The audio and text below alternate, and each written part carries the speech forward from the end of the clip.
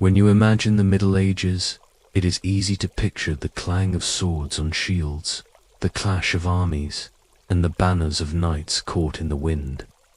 Yet, away from those battlefields, in cloistered monasteries with heavy stone walls and dimly lit scriptoria, a different kind of labor unfolded, one that shaped not only medieval Europe, but the very preservation of knowledge itself.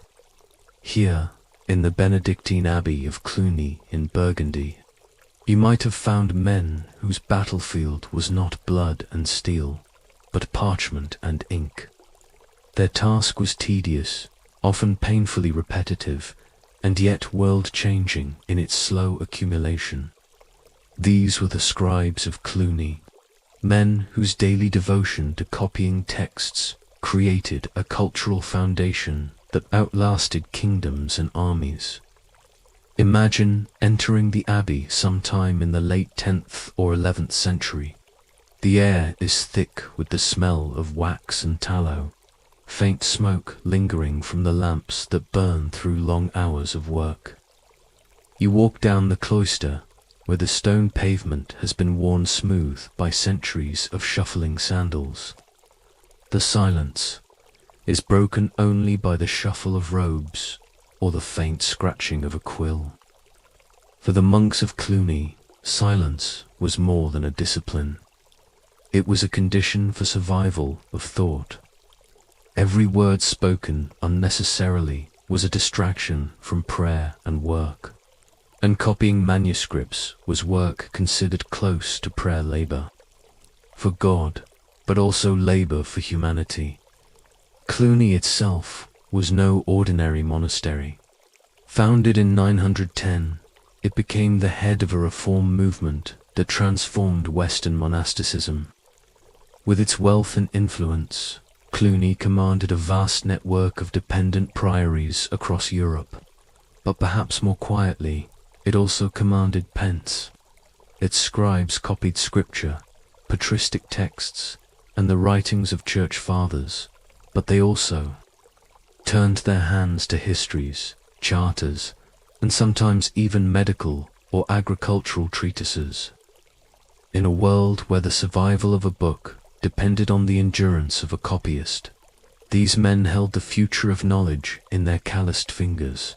The scriptorium, the workshop of the scribe, was at the heart of this work. It was often a long room, aligned with the sun to catch as much light as possible. Windows were narrow and light still dim, but it was better than nothing. Desks, sometimes shared, were arranged with sloping wooden boards upon which sheets of parchment could be laid. There was ink, often made from oak gall mixed with iron salts, producing a deep black that darkened with age. The quills, trimmed from goose feathers, required constant sharpening. Each monk might keep a small knife at hand, both to shape his quill and to scrape away mistakes from the parchment. The parchment itself, vellum, made from calfskin, was costly and precious. To waste it was almost a sin. Day after day, the scribes would bend over these desks. They copied letter by letter, line by line, in a rhythm that could become meditative, even as it strained the eyes and stiffened the back. The work was not quick. A single manuscript might take months, even years, to complete. A psalter, with its rich illuminations, could consume countless hours of human labor. The patience required was immense, and the results were both functional and beautiful. You may think of boredom here, the endless repetition of letters, the unchanging cycle of hours in the day, broken only by prayer in the choir or the brief meals in the refectory. Yet boredom, in a sense, was the discipline of the monastic life. The scribes of Cluny did not fight against it. They embraced it. To be bored in the world of parchment and quill was to be absorbed into the rhythm of eternity. The act of copying itself was sanctified.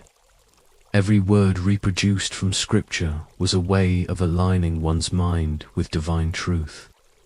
Every careful correction was a sign of humility. And so, though the task may appear monotonous to us, it was seen as holy. Still, the human element could not be erased entirely.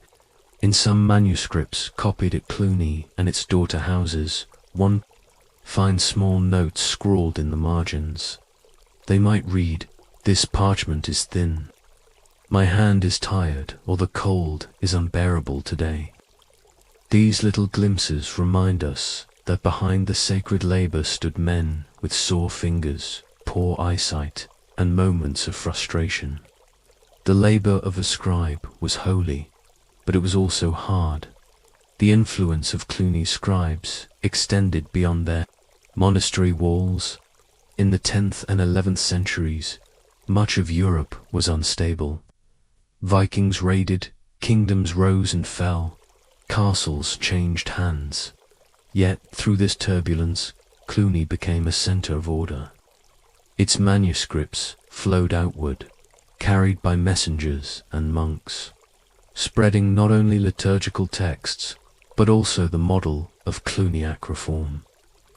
By copying and distributing the rule of Saint Benedict, the monks ensured that their interpretation of discipline spread across Christendom. In this way, the scribe was not simply preserving knowledge, he was shaping the future of Christian practice. The quiet of the scriptorium was deceptive. While the scribes labored in silence, their work was profoundly political. Manuscripts were instruments of power. To own a library was to claim authority. A charter copied and sealed by the monks could legitimize land holdings. A missile sent to a distant priory bound it more tightly to the mother house. Even the beauty of illuminated manuscripts carried a message of wealth and spiritual prestige. Cluny's scriptoria thus served both God and the abbots who commanded them. And yet, for all this significance, the scribe himself remained mostly invisible. His name was rarely recorded. At best, he might leave a small colophon note at the end of a book, begging the reader's prayers for his soul. Some begged forgiveness for mistakes, others offered blessings. A few allowed their weariness to show through in plaintive lines, hoping some distant reader would understand.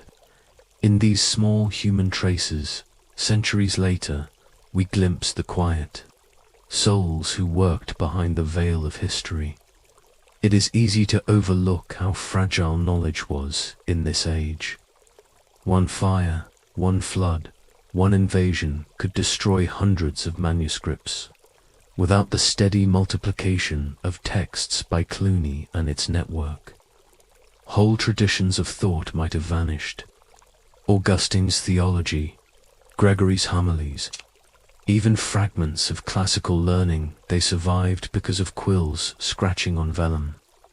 The battlefield decided who ruled in the present, but the scriptorium decided what the future would remember. As you picture those monks in their cloister, bending over their desks, the thought arises, in an age when warlords and kings seemed to hold the power, was it really these quiet scribes who shaped the centuries to come? If you were to step again into the Abbey of Cluny, perhaps on a winter morning in the late 11th century, you would notice that the life of the scribe did not exist in isolation. The scratching of quills in the scriptorium was part of a broader rhythm, one that linked monks to one another, to the world beyond their cloister, and even to distant centuries past. What they did in silence was bound up with networks of learning, politics, and devotion. And though their faces rarely appeared in chronicles, their work threaded together the intellectual fabric of the Middle Ages. Cluny's scribes worked, not merely for themselves, but for an audience that stretched across Europe. The abbey stood at the center of a remarkable monastic empire, with hundreds of dependent priories that owed allegiance to the mother house. Each of these priories required books for liturgy, books for study, books for administration. A small priory in the forests of Aquitaine might not have the resources to produce a missal on its own, but Cluny's scribes could send one, written in a consistent hand, carrying with it the authority of the great abbey. In this way, the labor of a single monk in Burgundy could shape the prayers whispered hundreds of miles away. The logistics of manuscript production remind us just how material this world was. Before any words could be written, parchment had to be prepared. Calves were raised and slaughtered, their skins soaked, stretched, scraped, and polished. This process could take weeks and required skilled labor. In some monasteries, the parchmenters were lay brothers or hired craftsmen, but in others, monks themselves undertook the task. Once prepared, the sheets had to be cut, folded, and arranged into quires bundles that would later be stitched into a codex. Only then could the scribe begin his work. Each stage was slow, costly, and prone to error. Yet through repetition, a rhythm developed. The Abbey of Cluny, with its wealth and organization, could sustain this rhythm on a large scale, too. Understand the scribe's place in their world. You must also consider the role of memory. In an age before printing, knowledge survived only through copying. Every manuscript was simultaneously fragile and vital. Without scribes, the words of Augustine, Jerome, or Gregory might have been lost to time. Without scribes, even the rule of Saint Benedict, the very foundation of monastic life, would have remained local, vulnerable, and perhaps forgotten. At Cluny, the act of copying was not only devotion, but preservation. The monks understood that their labor connected them to generations before and after. By transcribing a psalter, they stood in continuity with David's ancient songs. By preserving a homily, they carried the voice of a father of the church across centuries. But this work was never neutral. Every choice of what to copy, what to illuminate, and what to leave aside shaped the intellectual landscape of Christendom. At Cluny, the emphasis fell heavily on liturgical books. The abbey's lavish rituals required elaborate chant books, missals, and psalters. The Cluniac liturgy was renowned for its length and grandeur, and its texts needed to be uniform across the vast network of dependent houses. Scribes became the architects of this consistency, spreading Cluny's distinctive spiritual identity far beyond Burgundy. In this way, parchment carried not just words, but culture, and yet, amidst this grand liturgical enterprise, smaller details reveal the humanity of the scribes themselves. Scholars today, leafing through surviving manuscripts, sometimes find doodles in the margins, a bird perched on a letter, a monk's face hidden in an initial, or a playful animal tumbling through the scrollwork of an illumination. These marginalia suggest that even in silence, the scribe's imagination found expression. Perhaps it was a way to relieve the tedium of endless repetition. Perhaps it was simply joy in creation. Whatever the reason, these tiny drawings remind us that behind the austere discipline of Cluny lived men with humor, creativity, and individuality. The daily life of the scribe was closely tied to the rhythm of the monastic hours. At Cluny, the divine office was elaborate, requiring multiple hours of chanting each day and night. The scribe might work in the scriptorium in the morning, break for the long midday prayers, return to his desk in the afternoon, and then rise again in the night for matins.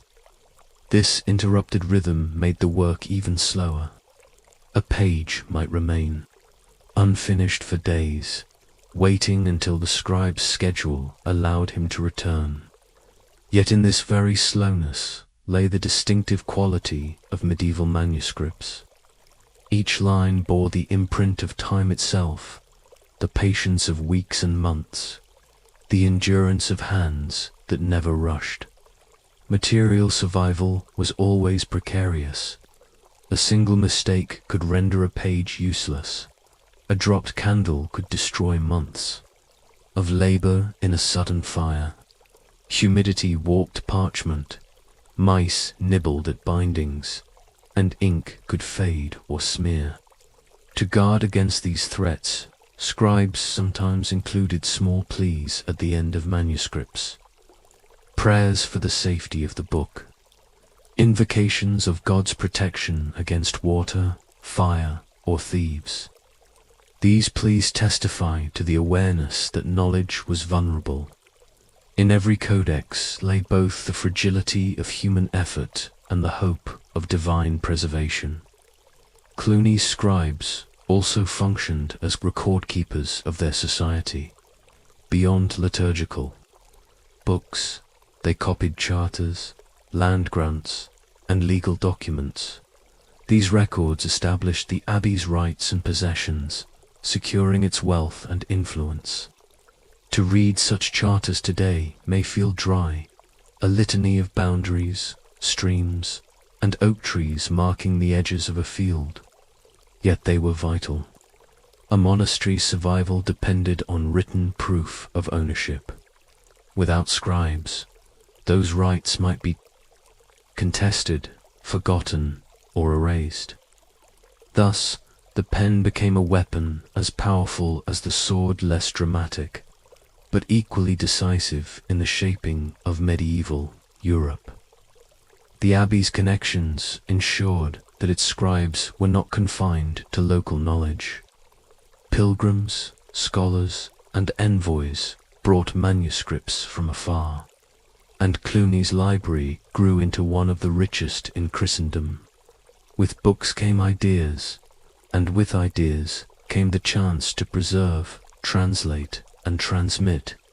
In this way, Cluny participated in the wider currents of intellectual life. Through its scribes, the abbey became a bridge between the ancient world and the medieval, between the fragile inheritance of Rome and the burgeoning universities of the 12th and 13th centuries. The act of illumination deserves special mention. Not all scribes were illuminators, but those who had transformed words into art. Gold leaf, painstakingly applied, caught the light of candles and seemed to glow with sacred presence. Vivid pigments lapis lazuli from Afghanistan, vermilion from cinnabar, green from verdigris were ground and mixed into paints. To illuminate a manuscript was to create a visual theology, embedding meaning into color and form. The monks of Cluny may not have fought on battlefields, but their gilded initials and radiant margins fought against forgetfulness, asserting the glory of God through beauty. One might ask, what did the scribes themselves think of their work? Few personal testimonies survive, but scattered colophons offer hints. Some thank God for the completion of a book. Others sigh with relief. One writes simply, "Now I can rest." These voices, faint but genuine, suggest a tension between duty and weariness. The scribe's life was holy, but it was also exhausting. To read their words today is to hear whispers across a millennium, voices of men who labored in silence, yet longed to be remembered. In a broader sense, the scribes of Cluny reveal something essential about history itself. The great abbots of Clunymen, like Odilo, or who commanded armies of monks, negotiated with popes and emperors and directed reform movements. Yet without scribes, their influence would have faded into memory. It was the patient copying of texts, the preservation of charters, the transmission of rituals that gave Cluny its enduring legacy. Power, wealth, and politics played their part, but ink and parchment carried that power forward. As you sit with this thought, consider how fragile it all was. Every book required the sacrifice of animals, the toil of craftsmen, the patience of scribes, and the endurance of centuries of storage. And yet, many were lost. Fires swept through libraries. Wars destroyed collections. The dissolution of monasteries scattered volumes across Europe. What survives today is only a fraction of what once existed. We read Cluny's history through fragments, knowing that much has vanished forever. Still, what remains is enough to show us the hidden world of the scribes, quiet, monotonous, deeply human, and profoundly important. Their battlefield was time itself, and their victory was survival. And so the question lingers: if Cluny's scribes shaped medieval memory through ink and parchment, what might have been lost to us because of the books they chose not to copy? The story of Cluny's scribes cannot end without acknowledging both their triumphs and their fading.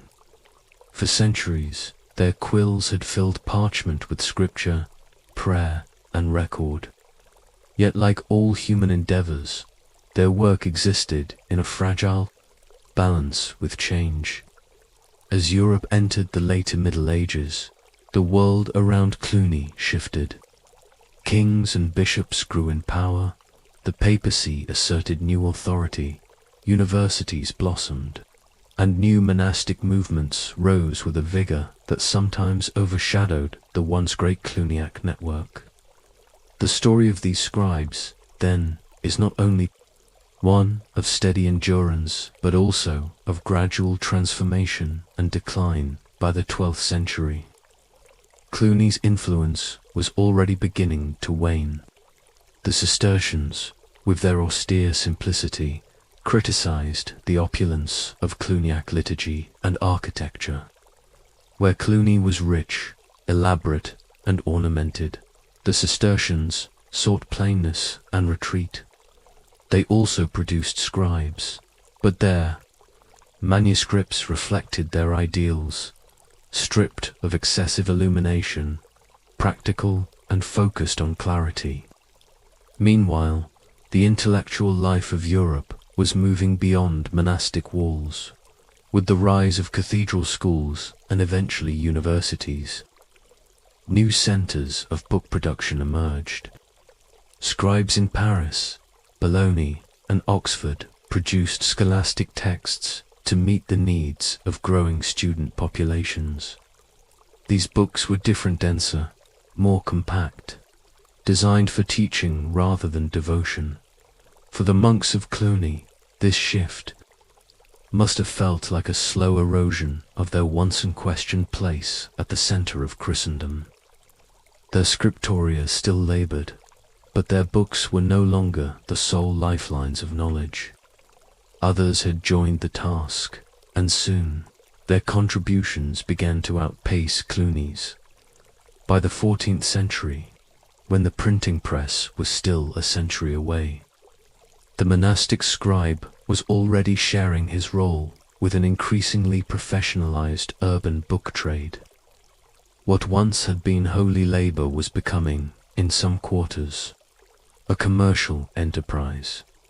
Yet to judge Cluny's scribes merely by the decline of their abbey would be to miss their enduring achievement. Consider the countless manuscripts that survive. In libraries today, codices with careful script, decorated initials, and, in some cases, still brilliant illuminations. Many of these bear traces of Cluniac production. They are silent witnesses to centuries of labor. Without them, whole strands of medieval culture would be gone. The Cluniac liturgy, the monastic customs, the charters of land, even fragments of classical texts, all of these have come down to us because of the monks' persistence with pen and parchment. The effect of their work extended far beyond the abbey's walls. Scholars often speak of the Cluniac reform, a movement that reshaped monastic life across Europe in the 10th and 11th centuries. Yet such reform would have been ephemeral if it had not been preserved in writing. Rules, customs, rituals, these could only spread if they were codified. The scribes ensured that Cluny's ideals were not just spoken but inscribed, carried in books to faraway priories, and rehearsed through generations. Thus, even as Cluny's political power waned, its textual legacy endured. If you could leaf through the surviving manuscripts, you might be struck by their dual nature. On one hand, they embody uniformity, careful scripts, consistent liturgical texts, standardized prayers. On the other hand, they carry individuality, marginal doodles, weary colophons, tiny imperfections in letters. Together, they remind us that the preservation of knowledge is both institutional and personal. Institutions gave the order, but individuals gave the labor.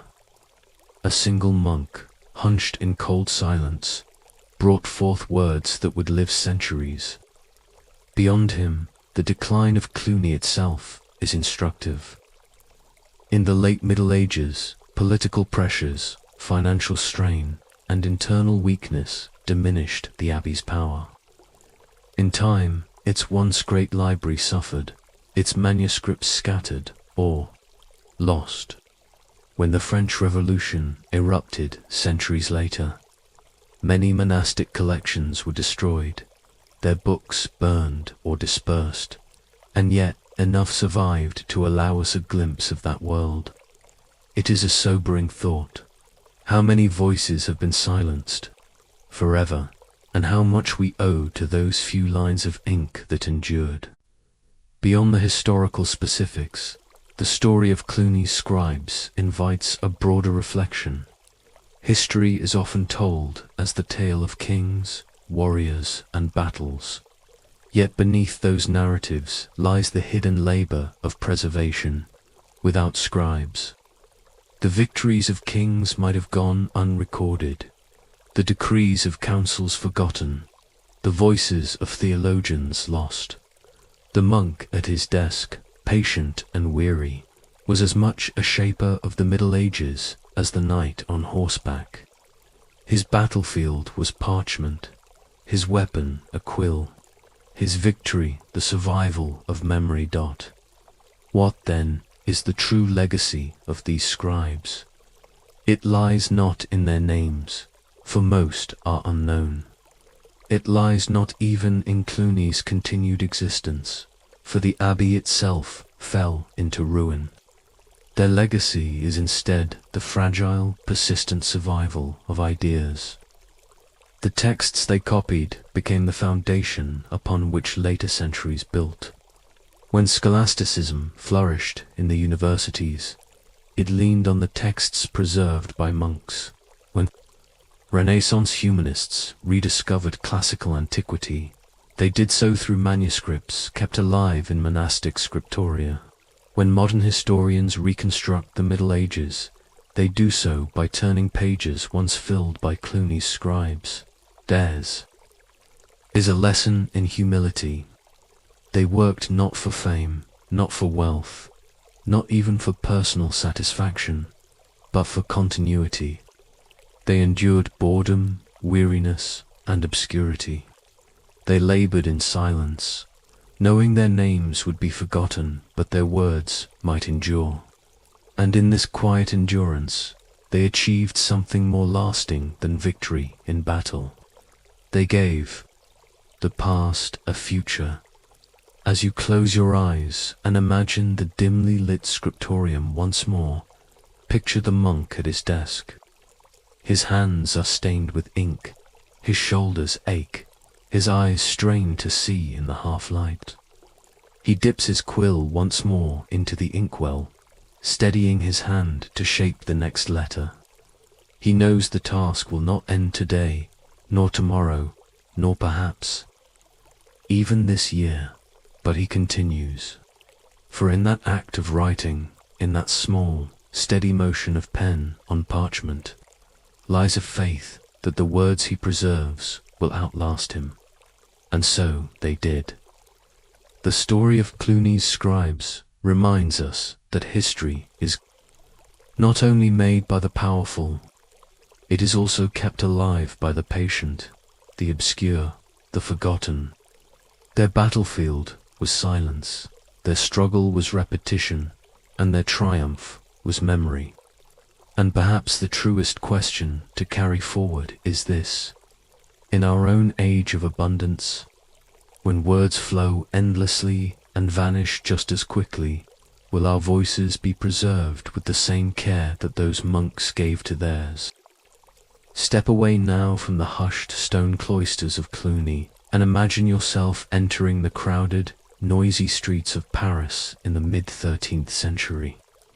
Unlike the silence of the abbey, here you are surrounded by the din of merchants calling out their wares, apprentices running errands, and students hurrying across cobblestones, clutching books beneath their cloaks. Paris, by this time, had become the beating heart of European learning, home to the famous University of Paris and a growing community of scholars who came from across Christendom to study theology, philosophy, and law. And at the very center of this intellectual ferment stood the scribe, no longer a monk copying texts for prayer, but a skilled craftsman producing books to meet the demands of an urban market. The Parisian scribe belonged to a different world from his monastic cousin.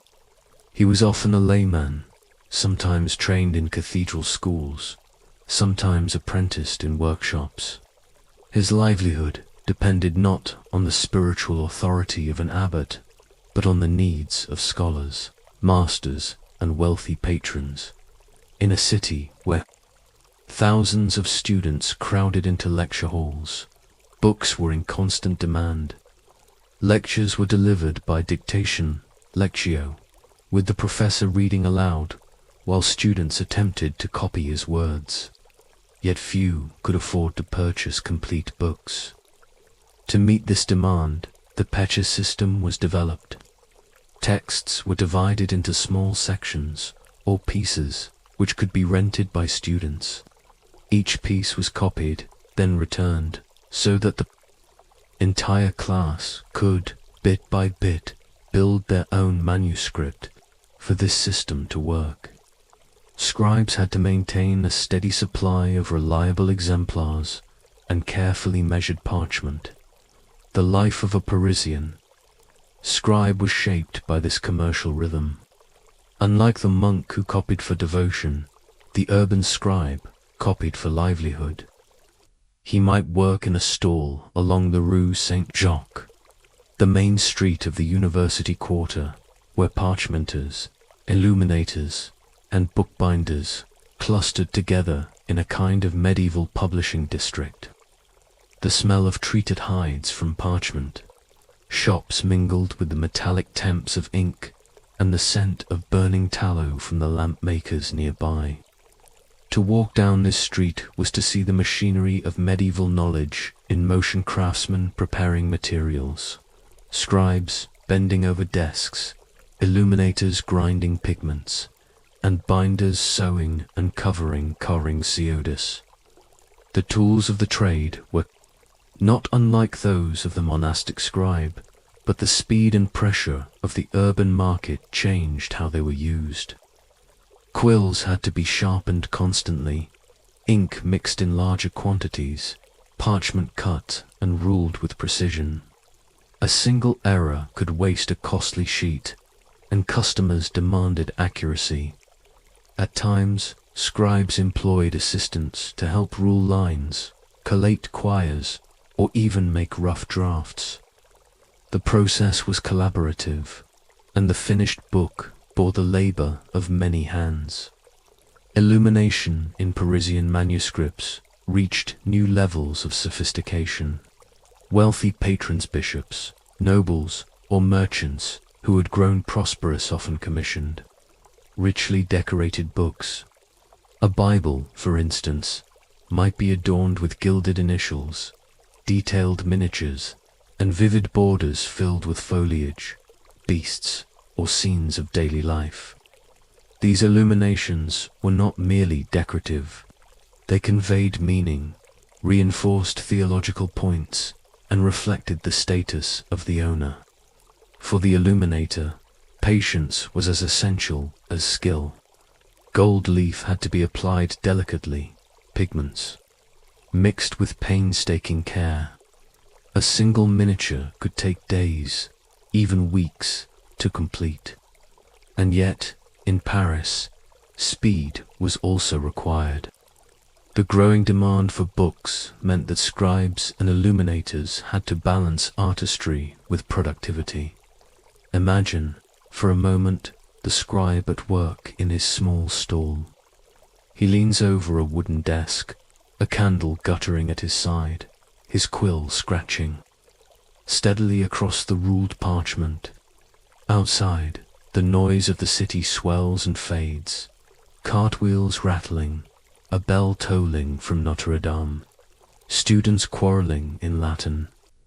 But inside, he focuses only on the letters taking shape beneath his hand. The script must be precise Parisian Gothic script, with its dense angular lines designed to save space and parchment. Each stroke is deliberate, compact, and efficient. Where the monastic scribe might have written in larger, more spacious letters, the Parisian hand crowded words close together, reflecting the practical needs of scholars who required many texts in manageable form. The environment of the university shaped every aspect of this labor. Masters dictated commentaries on Aristotle, Peter Lombard's sentences, or the scriptures, and these texts had to be copied and disseminated quickly. Errors could be disastrous. A single miscopied word might twist an argument or confuse a passage. To guard against this, exemplars were carefully checked, and corrections marked in margins. The scribe, though a craftsman, carried a heavy responsibility. He was the custodian of accuracy, the silent guarantor of learning. It is easy to romanticize this work, but the reality was often grueling. Hours bent over parchment strained the back and blurred the eyes. Winters were cold, and fingers stiffened in unheated workshops. Summers brought flies and the stench of the Seine drifting through open shutters. Payment was not always reliable, and disputes over wages were common. Some scribes lived precariously, dependent on irregular commissions. Others, more fortunate, found steady work through the university system or by attaching themselves to wealthy patrons. A few even gained modest fame for their skill, their names preserved in colophons or university records. Despite these hardships, the Parisian scribe occupied a place of quiet importance in the intellectual life of Europe. His labor supplied the fuel for the great scholastic debates of the age. Without his books, Thomas Aquinas could not have studied Aristotle, nor could Bonaventure have composed his theological treatises. The words of ancient philosophers, Arab commentators, and Christian theologians all flowed through the hands of the scribe. He was the unseen bridge between past and present, east and west, antiquity and the medieval classroom.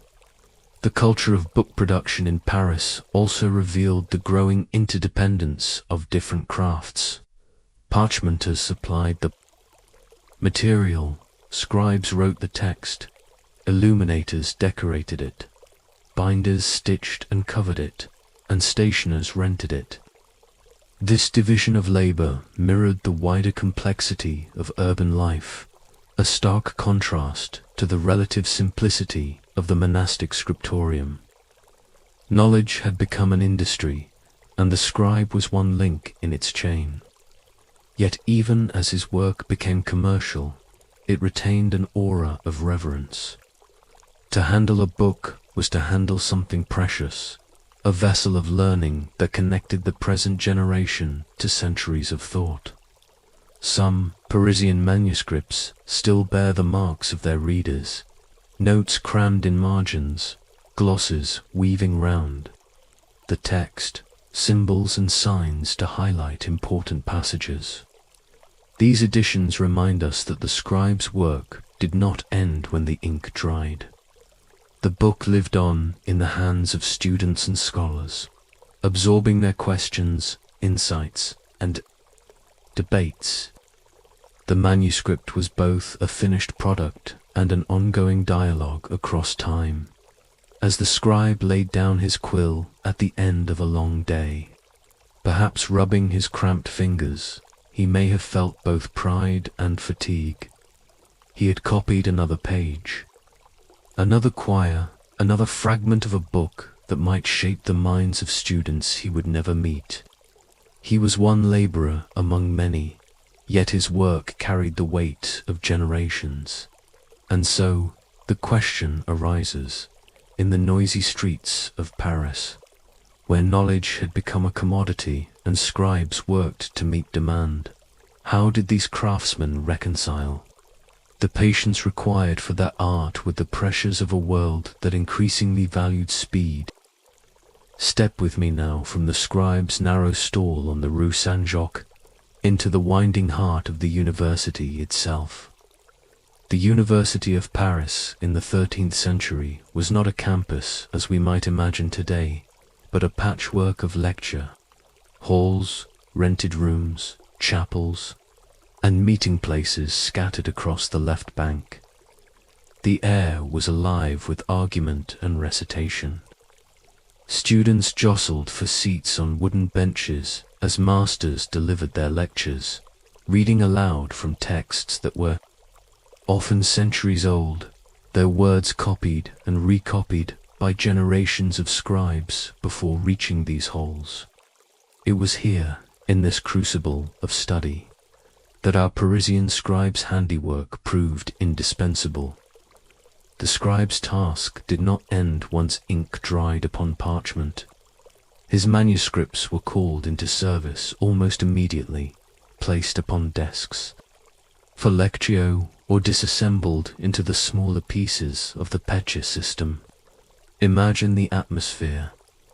A master raises his voice in Latin, solemn and practiced, while students bend forward over their exemplars, dipping quills hastily, trying to catch every word. The margin between understanding and confusion was narrow. If the scribe's work contained an error, if a word was omitted or misspelled, an entire room of eager students could carry away a flawed notion of Aristotle's metaphysics or Augustine's theology. This burden of accuracy pressed constantly upon the Parisian scribe.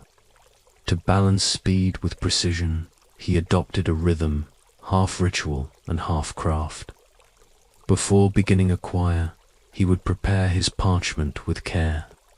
Lines were ruled with a sharp stylus or a bit of lead, margins measured precisely so that letters would fall evenly and consistently across the page. The script he employed, dense Gothic textura, was not only a stylistic choice, but a necessity.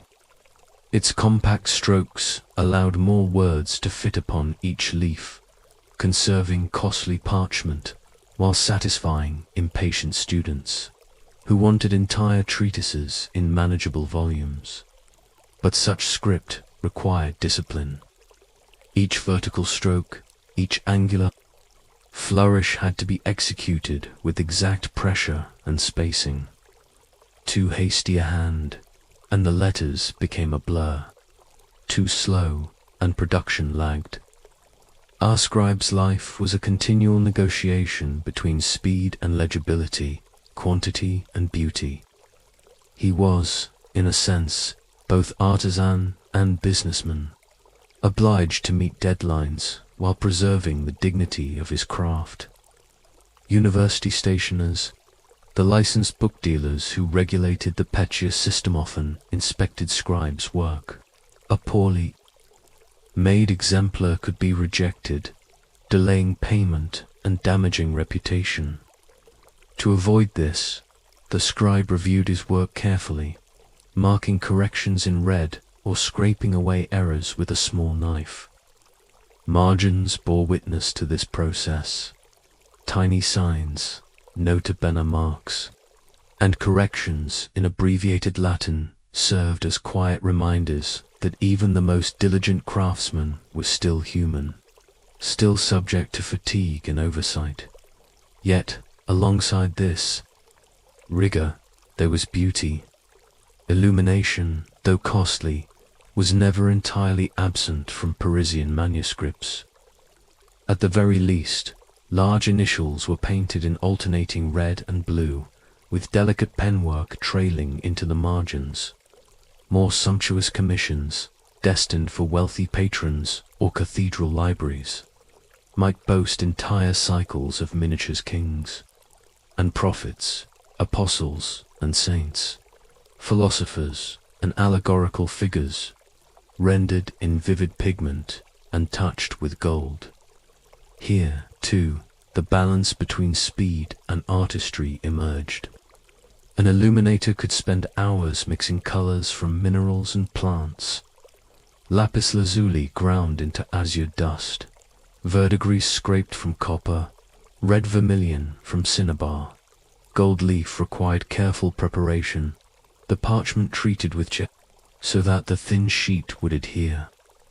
These processes could not be rushed, and so the workshop divided labor. The scribe wrote swiftly, leaving spaces blank. The illuminator returned later, filling them with images at a different pace. It was a marriage of haste and patience, of utilitarian need and aesthetic devotion. Life in the university quarter constantly reminded the scribe of his precarious position. Students swarmed the streets in noisy groups, sometimes breaking into brawls. Disputes between town and gown erupted in violence, and stationers' shops could be ransacked during unrest.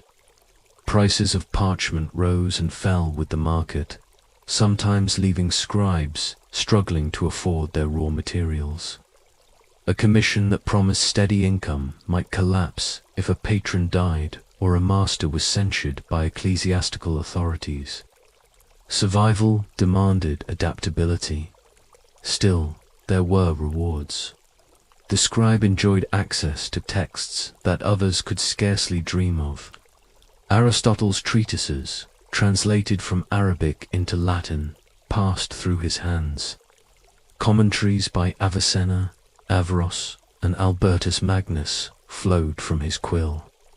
He copied not only theology, but also law, medicine, and natural philosophy. In his cramped stall, he touched the intellectual currents of the entire medieval world, bridging cultures and centuries.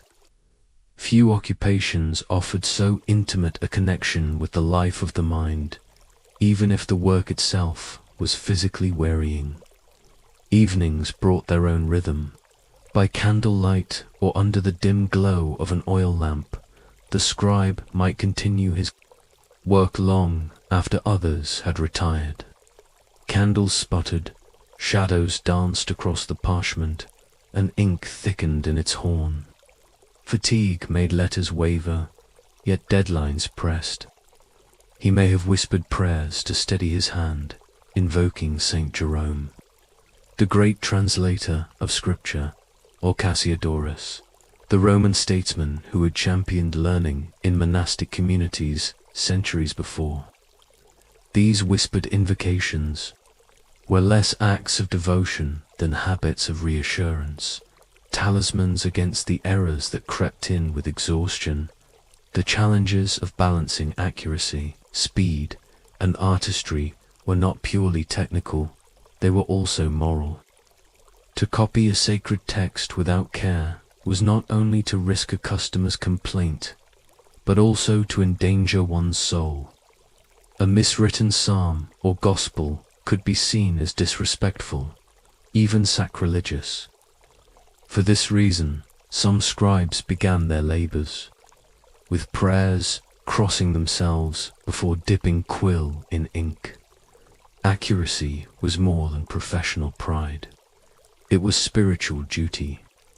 Yet when faced with a patron who demanded rapid delivery, who threatened to withhold payment unless the book was ready by Michaelmas or Easter, the scribe had to weigh devotion against necessity.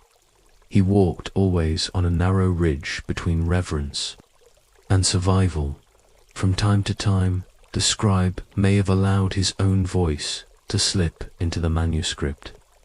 Hidden in colophons at the end of texts are tiny glimpses of personality. Pray for the scribe. I am weary, let the reader not blame me for errors. These confessions, written in the margins of time, remind us that behind the Gothic script was a living hand. A man whose back ached and whose eyes watered, who longed for warmth in winter and shade in summer. They reveal a human being negotiating the same balance between labor and meaning that defines all crafts. One can imagine him one evening, leaning back from his desk, listening to the bells of Notre Dame toll across the city. For a moment, he sets down his quill and stretches cramped fingers. The streets outside still hum with activity. The call of a baker selling bread, the clatter of hooves upon cobblestones, the chant of students reciting their lessons as they walk. He watches the glow of lamplight in neighboring windows, knowing that in those rooms other scribes, other illuminators, other binders are working in parallel, all part of the great machinery that feeds the life of the university. He is a small link in a vast chain, but without him, the chain would falter. The hidden paradox of his life lies here. In order for learning to flourish, his own existence had to remain largely invisible. Masters and students spoke of Aristotle, Augustine, and Aquinas, not of the anonymous hands that copied their works. The more accurate the scribe, the less visible he became. His success was measured in silencing the absence of errors, in the smooth transmission of thought from past to present, and yet his patient endurance was as vital as any lecture or disputation. Thus, the life of the Parisian scribe was defined by tension, the tension between commerce and devotion, between haste and patience, between invisibility and indispensability. His world was one of contrasts, where bustling streets framed quiet desks, and noisy lectures depended on silent lines of ink. It was a fragile balance, yet it sustained one of the greatest centers of learning in medieval Europe. As he extinguished his lamp at night and closed his stall against the chill, he could hardly have known that centuries later his manuscripts would still survive in libraries across the world, treasured not only for the knowledge they preserved, but also for the glimpse they offer into his hidden life of ink, illumination, and patience. As the years passed in the Latin Quarter, our Parisian scribe grew older, his beard graying, his eyes less sharp than they once were. The city around him, though, seemed only to grow louder, fuller, more restless. The bells of Notre Dame still tolled, the students still debated in taverns, and the masters still thundered their lectures. But beneath these familiar sounds ran a new current, subtle at first, and then unmistakable dot in the stalls of the Rue Saint-Jacques. whispers spread about a marvel arriving from the German lands. Merchants spoke of books produced in astonishing numbers, books that seemed to pour forth not from the steady hand of a weary scribe, but from some ingenious contraption of wood, iron, and ink. The word press began to circulate. At first, our scribe did not take the matter seriously. After all, had there not always been inventions, devices for calculation, odd contrivances for lifting water, even rumors of spectacles that magnified the eye's sight? Most were curiosities, little more. Surely the noble craft of bookmaking, so reliant on the artistry of the hand, could not be replaced by mere mechanism. Yet in the mid-15th century, the rumors solidified into reality. From Mainz and Cologne, from Strasbourg and Basel, came volumes, Bibles, psalters, indulgence sheets, each bearing the unmistakable regularity of type. At first glance, they resembled manuscripts, their black letters dense and Gothic. But on closer inspection, one saw the uniformity, the relentless precision, the fact that every A and every G was identical. What had taken the scribe months to copy could now be produced in weeks, perhaps even days, once the type was set. For the Parisian scribe, now entering the twilight of his career, this was both wonder and threat. He examined one of these printed leaves with a craftsman's suspicion. Yes, the letters were neat, but they lacked the subtle variations that gave handwritten pages their life. The ink sat differently on the parchment, sometimes smudged, sometimes faint, and the illuminations, where they existed at all, were added afterward, often hastily, by hand.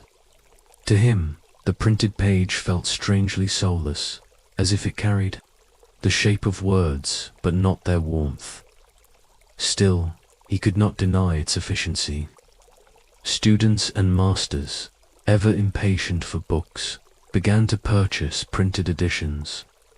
Stationers, once the heart of the Petia system, looked nervously at their dwindling customers. A copy that might once have required a dozen scribes laboring for months could now be delivered in neat stacks from the press. The economic reality was harsh. What handcraft could not match in speed? It could not long sustain. In his workshop, the scribe continued his labors as he had always done. He sharpened his quills, measured his margins, ruled his lines.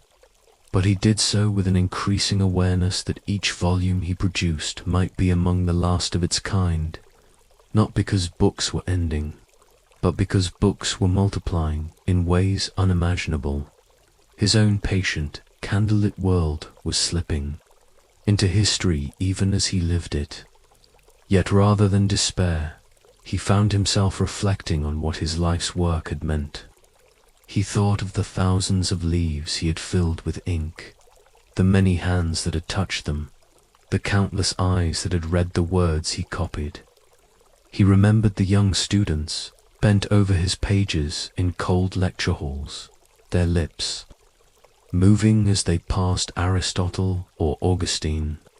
He remembered the illuminators with whom he shared his labors, their brushes leaving behind bright blossoms of color that transformed his text into living beauty. He remembered, too, the tiny prayers he had whispered into margins, the quiet confessions etched into colophons. Pray for the scribe, his small attempt to leave a trace of himself in a world that otherwise demanded invisibility. The press, he realized, was not erasing what he had done. It was extending it. The labor of centuries, the transmission of knowledge across fragile generations, had been carried by scribes, like him, until the burden grew too vast for hand alone to bear. The press was not an enemy, but a successor, and though it lacked the warmth of his hand, it bore the same purpose: to preserve words, to carry ideas, to bind past to present. There were moments, nonetheless, when melancholy overtook him. He would watch a younger apprentice, newly arrived in Paris, struggling to form the dense strokes of Gothic script, and wonder whether such training still had a future. With the next generation of boys who once apprenticed to scribes, instead apprenticed to printers. With the smell of wet ink replace the careful preparation of parchment and the grinding of pigments. Would his own guild fade into memory, just as the old monastic scriptoria had given way to the bustling urban shops of his youth? These thoughts returned often as his sight dimmed. Copying by candlelight became increasingly difficult. Mistakes crept more easily into his work, and though he corrected them with his knife and red ink, he felt the effort weigh heavier each year. The younger scribes, still full of vigor, managed the deadlines with greater ease.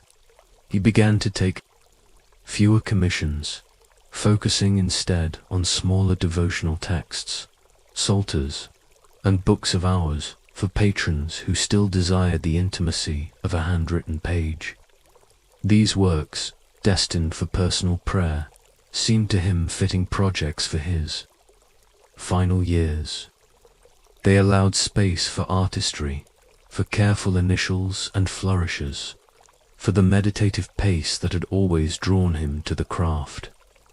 One evening, as the bells of St. Severin tolled vespers, he set aside his quill and thought of the long arc of history in which he had played his part. Centuries earlier, scribes in Benedictine cloisters had labored by lamplight, preserving the wisdom of Rome and the scriptures of the Church. From those dim refectories and quiet cloisters, the manuscripts had passed into universities like Paris, where secular scribes such as himself multiplied them for the swelling tide of students. Now, presses in Mainz and Nuremberg, Venice and Paris were carrying the torch further still, ensuring that books would no longer be rare treasures, but common companions. The chain remained unbroken. Perhaps that, he mused, was the true meaning of his life's work, not the permanence of his own labor, but its place in a continuum. He had been one steward among many, a caretaker of words. His manuscripts would endure for some years, perhaps even centuries, but even if they did not, the ideas they carried would live on in new forms. His ink had prepared the way for type. His patience had paved the road for speed. As age overtook him, he found comfort in small rituals.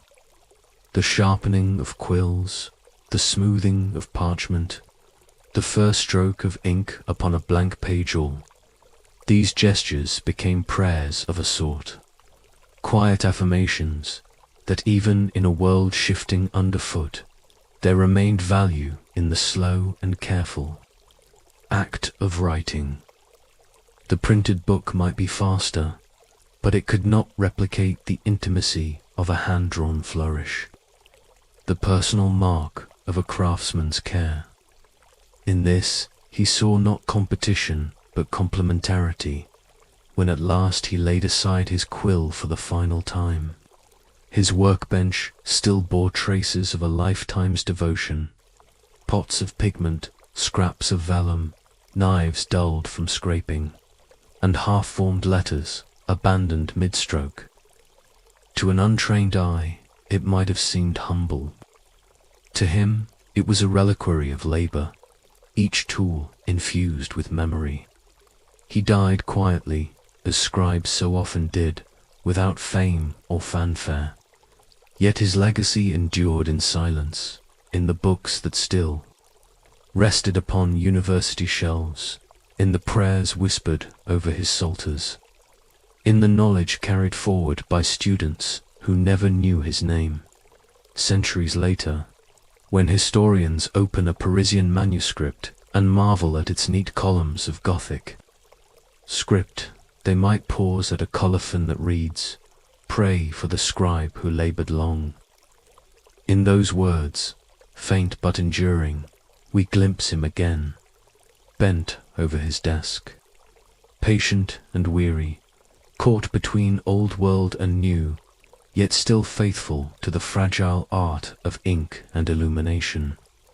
His hidden world may have passed, but his lines, delicate and dark, remind us that history itself is written not only in battles and crowns, but in the quiet endurance of those who, quill in hand, gave us the very pages on which the past survives.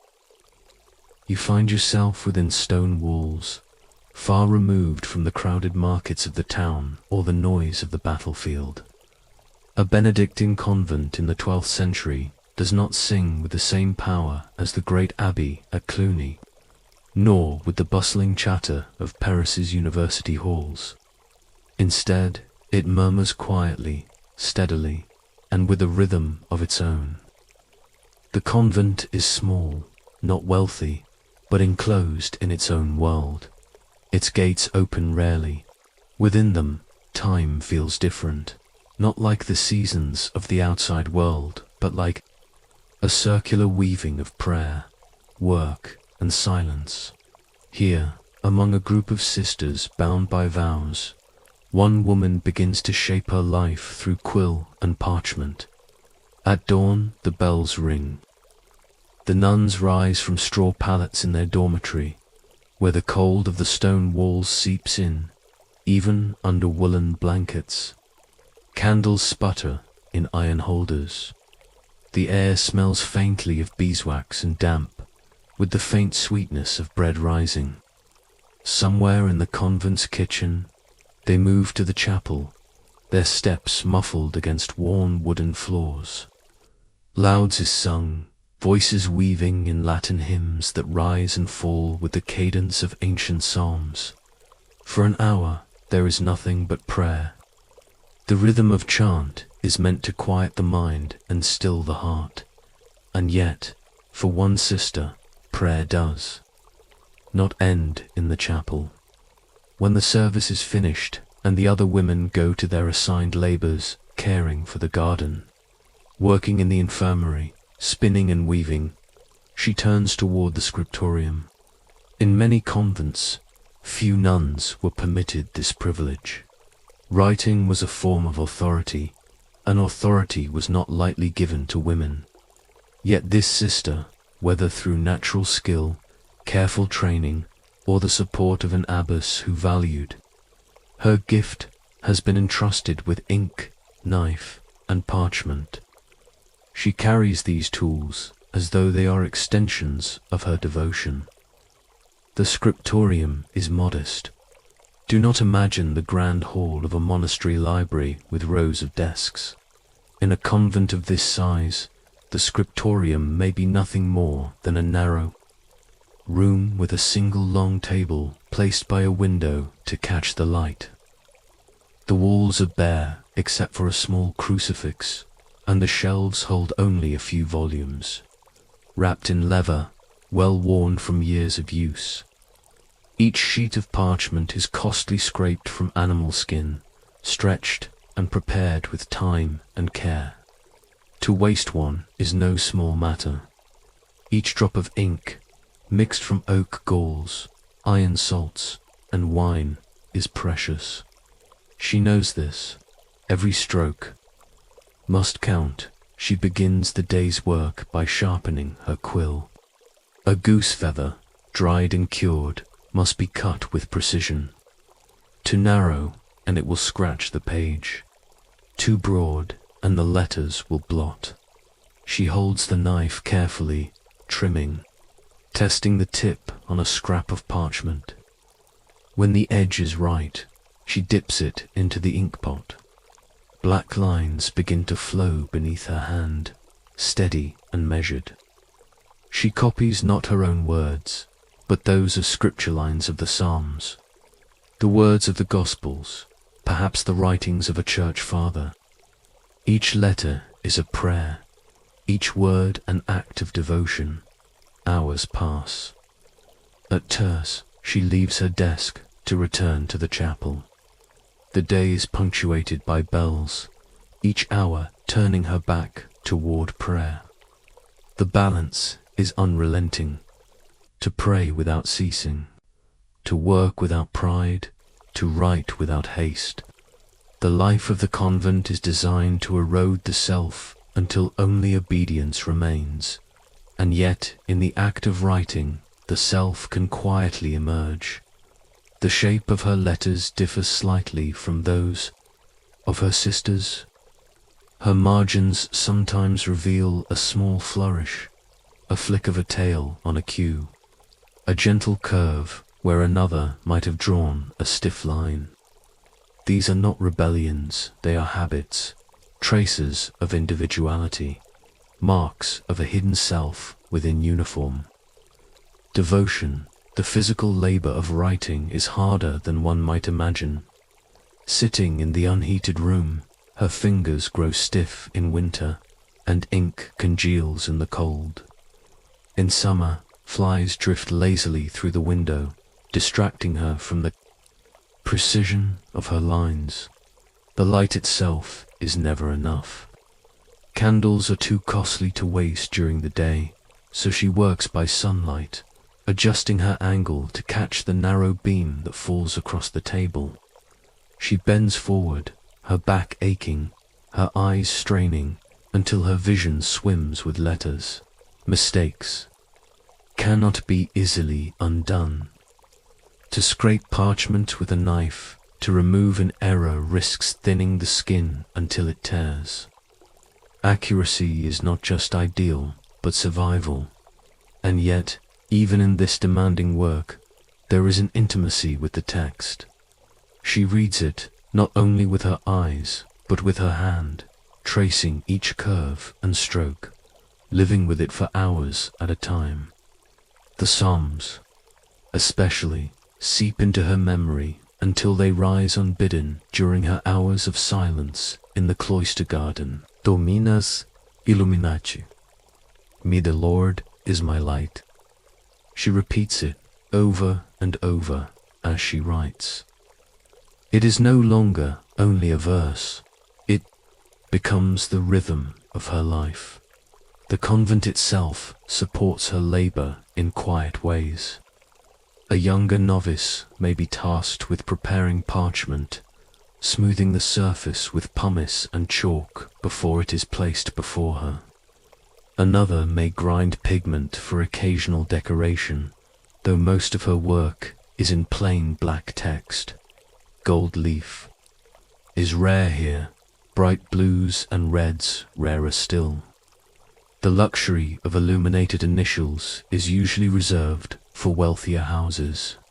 Still, when the abbess orders a manuscript for a patron perhaps, a local noblewoman who donates to the conventa, Scribe may be called upon to add color. Then her patience and artistry shine, even within the limits of her resources. A simple red D or a green vine curling into the margin becomes a testament to both devotion and craft.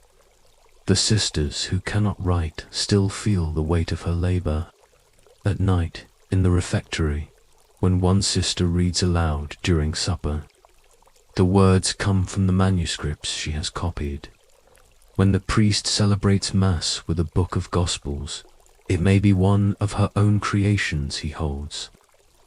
Though her name is never written, her hand shapes the voices of the community. Invisible, yet everywhere. But even in such a sheltered world, doubts creep in. Does this labor, line after line of repetition, truly matter? Are her words simply destined to gather dust on a shelf? She cannot know that centuries later, historians will search for such manuscripts, marveling at the survival of even one convent copy. To her, it is simply obedience doing what the rule commands. Still, she senses, in quiet moments, that there is something more in the act of writing, something lasting beyond her cloister walls. As dusk settles, the day ends much as it began. The bell rings for vespers, and she closes her inkpot, wipes her quill, and places her parchment carefully aside. Her shoulders ache, her fingers are stained black. In the dormitory, after Compline, silence reigns. She lies on her straw bed, the faint smell of ink still clinging to her hands. Perhaps she whispers a final prayer before sleep takes her, that the words she has copied might reach beyond herself, that they might speak for generations she will never see. And so her first years as a convent scribe unfold slowly, faithfully, with ink and devotion. The world beyond the walls of the convent shifts and changes. Kings rise, wars rage, markets bustle, but here, within these walls, history is traced not in battles or treaties, but in letters, one line at a time. Yet one wonders, how did such women, enclosed and silent, leave a mark that survived far beyond their cloisters? Did their anonymous work truly carry weight, or was it destined to remain invisible like their names? If the convent's scriptorium is a place of silence, it is also a place of color, though the colors arrive sparingly, almost shyly, like rare guests at the cloister gate. For the most part, the scribe's world is black ink upon pale parchment, ordered lines, letters unbroken, the steady pulse of text. Yet sometimes, perhaps at the abbess's request, or for a patron's commission, illumination is called for. Then the rhythm changes. Then the work ceases to be only about copying and becomes about shaping something beautiful, something that might outlast even the stones of the convent walls. Illumination requires patience beyond patience. The pigments themselves must be gathered and prepared. In wealthier scriptoria, jars of lapis lazuli might glimmer like fragments of heaven, ground into powder and mixed with egg white to create a blue as deep as the Virgin's robe. Gold leaf might be pressed into borders so that the page shines like the very gates of paradise. But here, in this modest convent, luxury is scarce. The sisters make do with what the land around them provides. Ochre from local earth for warm, yellows and reds, verdigris from copper filings steeped in vinegar for green, carbon soot for black. They grind these with pestles, mix them with egg or gum, and strain them through linen until the paint gleams on the brush. For our scribe, illumination is at once exhilarating and daunting. The text can be corrected with a careful knife, but paint leaves no room for error. A blot, a slip of the brush, a smear where none was intended, these cannot be hidden. She works slowly, almost prayerfully, shaping each initial with the weight of devotion. A single letter may take an afternoon, though to the eye of the reader it will be only the starting point of a line. And yet, she knows these moments of color transform the manuscript. They are not mere ornament, but signals of meaning, the start of a psalm, the turning of a prayer, the descent of a gospel passage. It is here, in the margins and initials, that a hidden world begins to appear. For though the sisters are bound by obedience, within these painted vines and curling flourishes they sometimes allow themselves to breathe. A tendril of ivy twines more freely than the rule would demand. A flower blooms where none is mentioned. In the text, a small bird perches on the branch of an illuminated pea. Such details might be dismissed as trivial embellishments, yet they are the closest these women come to leaving a trace of themselves. Their lives are recorded nowhere else. Their names may never be spoken beyond the cloister, but in a curling vine, in a cluster of painted berries, in the lively wing of a bird, there lingers something personal, something distinctly theirs. Authority, too, is hidden in these manuscripts. In the medieval world, women were rarely entrusted with teaching or preaching. Their voices in public discourse were almost non-existent, yet within the pages they copied, they shaped how texts were read. By emphasizing a rubric, by enlarging a particular passage, by carefully distinguishing one psalm from another, they determined what caught the reader's eye. Even in their silence, they directed attention, and when they copied letters faithfully, they became transmitters of authority themselves, the unseen hands through which sacred words passed. A priest in the parish might hold a gospel book in his hands, unaware that every letter was shaped by a woman's quill. Authority flowed invisibly through her, cloaked in anonymity, yet indispensable. Sometimes there were bolder gestures, though few. A handful of manuscripts survive where a nun scribe allowed herself to leave a signature. Pray for Sister Beatrice, who wrote this book. Remember the hand of Margaret, unworthy though she is. Such signatures are rare treasures, like voices rising faintly from centuries of silence. They remind us that these were not faceless scribes, but women of flesh and spirit, aware that their work had meaning, hoping, perhaps, that someone would remember them. But even where no names remain, the traces endure. Scholars in later centuries would marvel at small irregularities in handwriting, at flourishes unusual for a given style, at mistakes corrected in curious ways. These portray the human hand behind the words, and though most readers in the Middle Ages never stopped to consider who had copied their book, the convent scribe herself must have known, as she dipped her brush in red, as she shaped the vine of an initial, that something of her own soul was being laid upon the page. Her challenges, however, were many. Illumination required not only steady hands, but a steady mind. Long hours bent over parchment strained her eyes until letters blurred together. Fatigue crept into her bones. Sometimes her fingers trembled as she tried to gild a line, and a whole day's work could be ruined by a single slip. Worse still, materials themselves might betray her. Verdigris, though brilliant, could corrode the parchment if applied too heavily.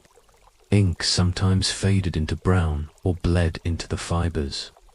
What was meant to last for centuries was always at the mercy of chance.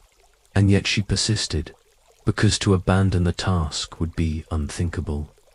The work was not hers to claim. It was God's.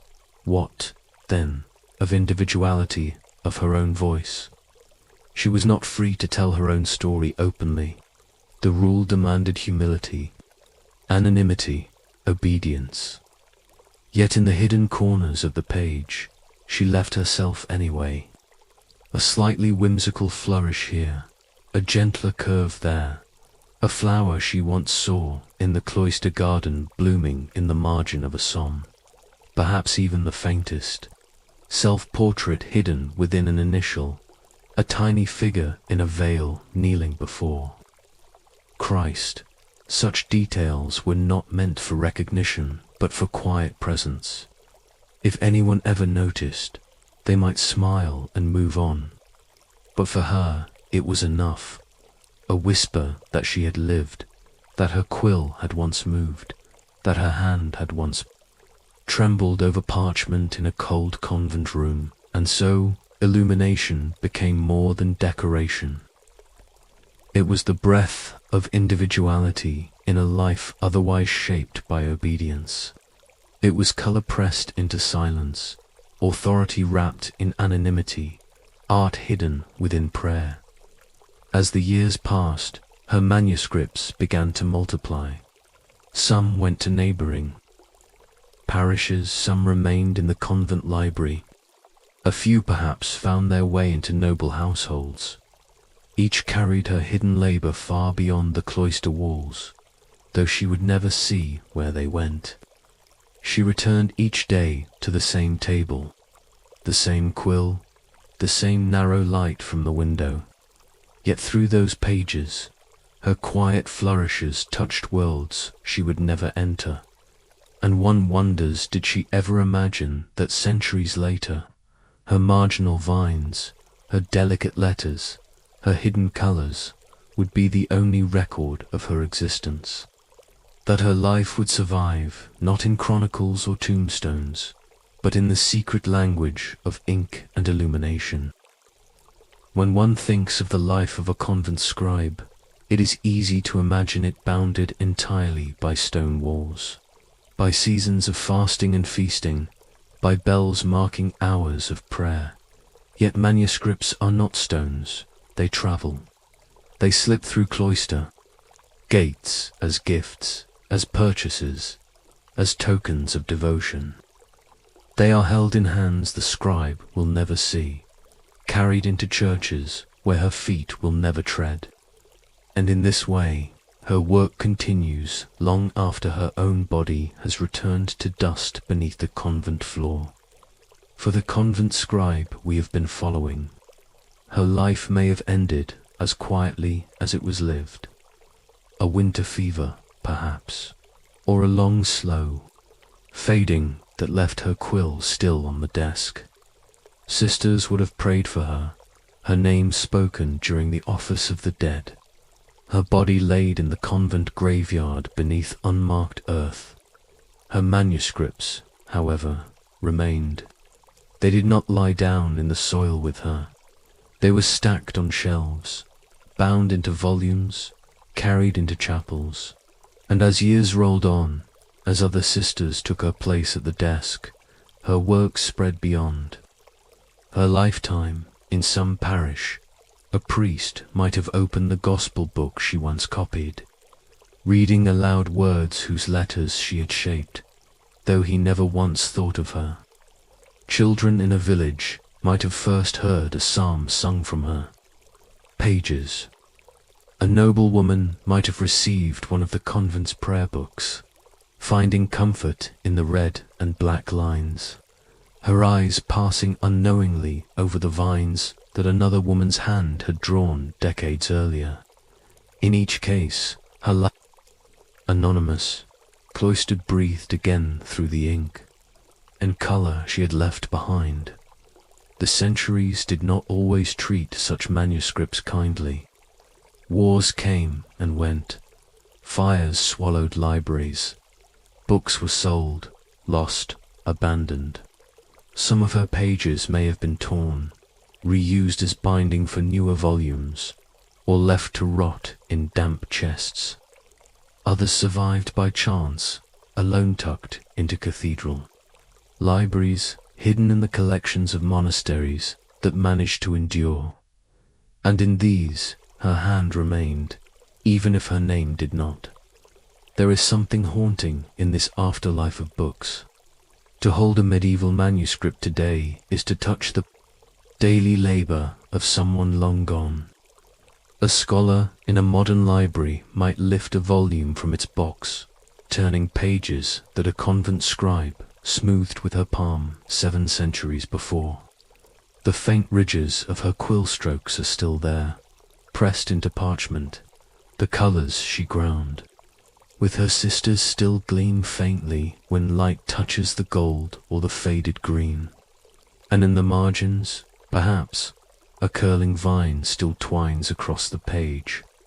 Whimsical, quiet, unnoticed except by the careful eye. That vine is her.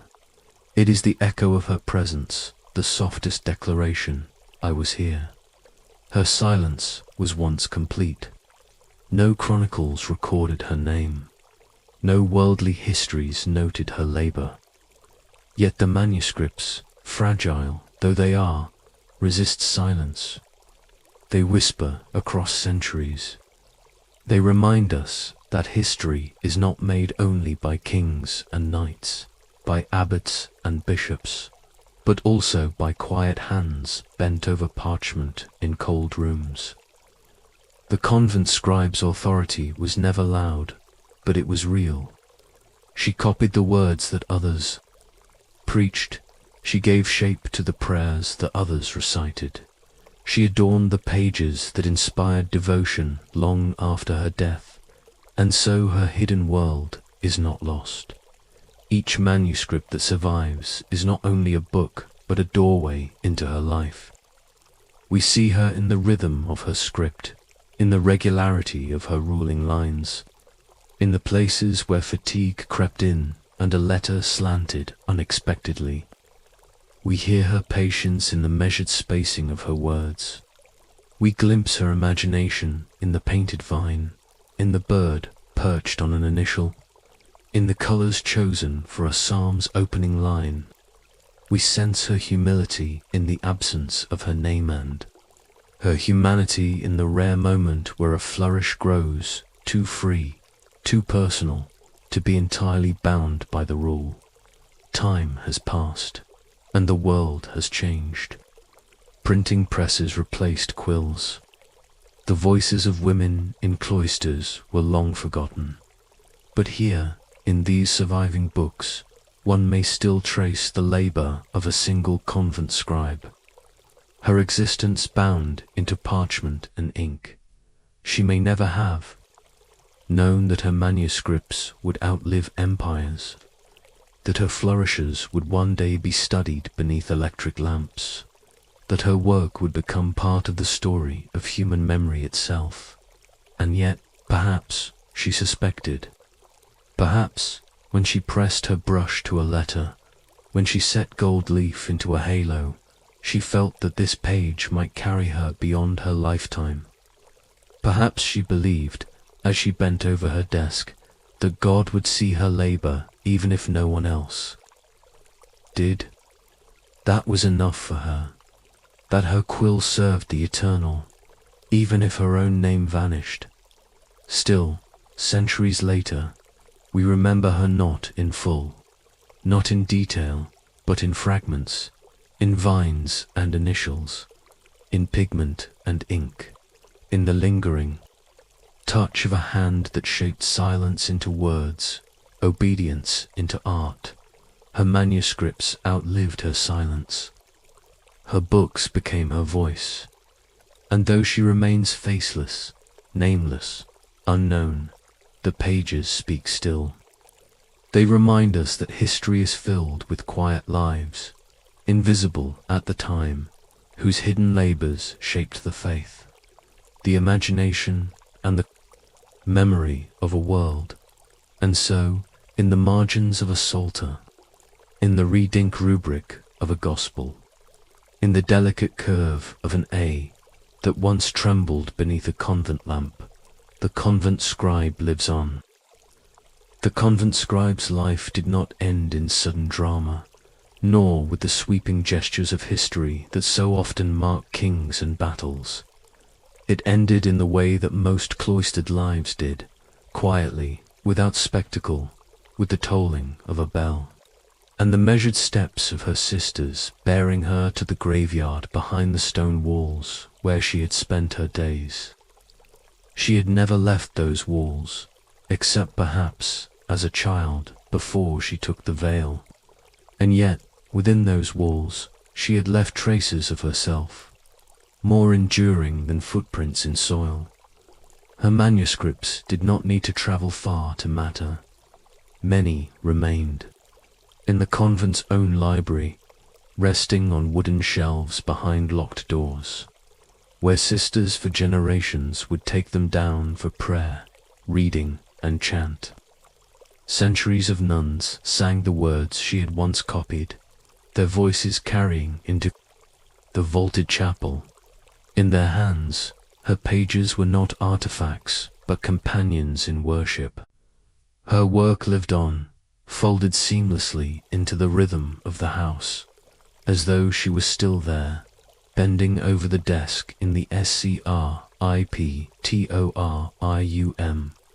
Now and then. A young novice might pause over a decorated letter she had drawn decades earlier, running her finger lightly across the curling vine, wondering who had painted it. The older sisters might smile and say simply, "One of us, long ago." No name was spoken, for none was remembered. But in that moment, she was remembered not as an individual, but as part of a lineage. A chain of labor and devotion stretching back through time, and perhaps that was the point. Her authority was never meant to be singular or celebrated. It was communal, folded into the shared life of the cloister. She had lent her hand not for her own sake, but for the sake of the house, the liturgy, the prayers of women yet unborn. In the quiet repetition of psalms, in the steady return of the daily offices, her hand remained, when at last the convent itself was dissolved in the storms of later centuries, and the sisters scattered. Some of her manuscripts left the cloister. A few found their way into libraries or collectors' shelves, but many did not survive the upheaval at all. They were torn apart, their pages lost. Only fragments lingered, tucked into bindings saved by chance. Yet even in these fragments, a piece of her remains, and so the story of the convent scribe does, not resolve with recognition or fame, but with something more delicate, continuity. Her work outlived her not because her name was remembered, but because her labor was folded into the greater persistence of prayer, song, and devotion. The convent may be gone, but the echo of her life endures in the surviving strokes of her quill, and in the memory of all such women whose hidden labor shaped the spiritual texture of the Middle Ages. She is unknown, and yet she is not forgotten. She is nameless, and yet her work continues to whisper. Every letter she copied, every flourish she drew, is another thread in the vast, invisible tapestry of memory, woven by countless hands whose silence was their gift to the world. This alternate ending centers more on the life of the convent itself and the continuity of devotion, with the scribe's legacy preserved in the cloister's rhythm rather than in the libraries of later centuries.